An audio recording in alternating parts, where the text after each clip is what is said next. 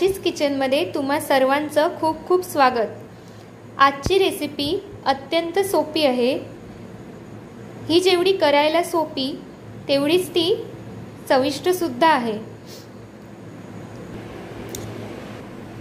ही recipe म्हणजे डाळ तांदळाची खिचडी। ही खिचडी करण्याची अत्यंत सोपी पद्धत आहे। त्यासाठी लागणारं साहित्य: 1 वाटी तांदूळ,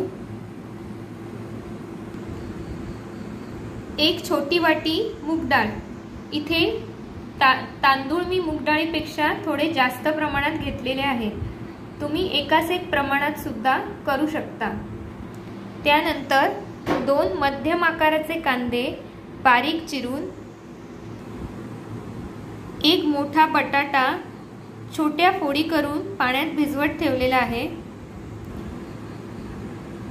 5 मोठे चमचे साजूक तूप, हिंग 2 छोटे चमचे, गरम मसाला, लाल तिखट, हळद,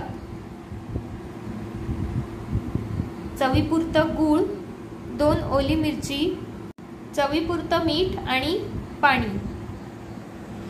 ह्या खिचडीला कोणतीही फोडणी देण्याची गरज नाही, तरी सुद्धा ही खिचडी खूप छान लागते।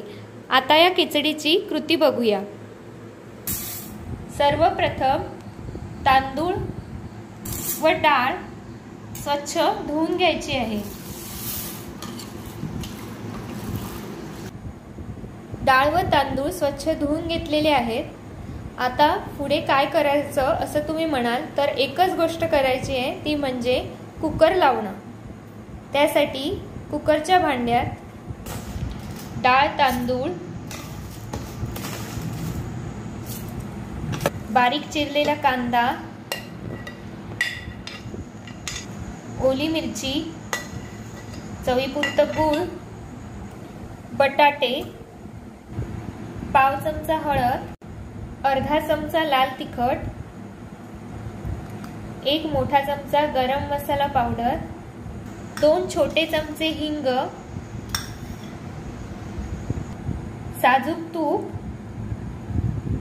चवीप्रमाणे मीठ आणि पाणी।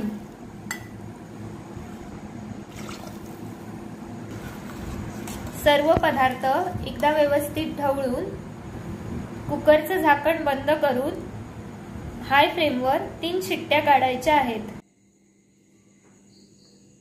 गरम गरम खिचडी पापड आणि लोणच्या सोबत सर्व करा।